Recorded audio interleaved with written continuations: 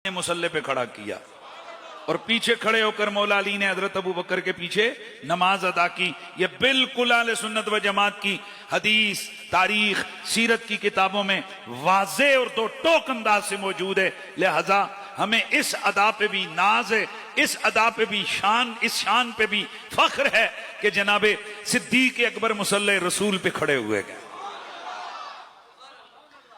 लेकिन हम एक जेत बयान नहीं किया करते।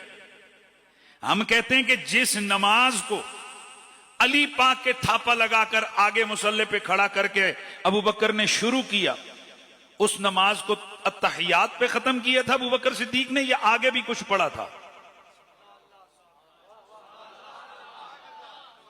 यार बताइए ना, आगे पढ़ा था? यानी सिर्फ अब्दुहु व रसूलो तक तो तशहुद नहीं पढ़ी थी ना, आगे भी कुछ पढ़ा था। क्या पढ़ा था? अल्लाहुम्मा सल्ले अला मुहम्मदिन व अला आले मोहम्मद। तो जरा सुन्नियों का मिजाज सुनो, वो जो मुसल्ले पे खड़ा है ना, हम उस पे भी सदके, और वो जो मुसल्ले वाला दो जानू बैठ के पीछे खड़े जिस पर आले मोहम्मद कहकर दुरूद पढ़ रहा है ना, हम उस पे भी सदके।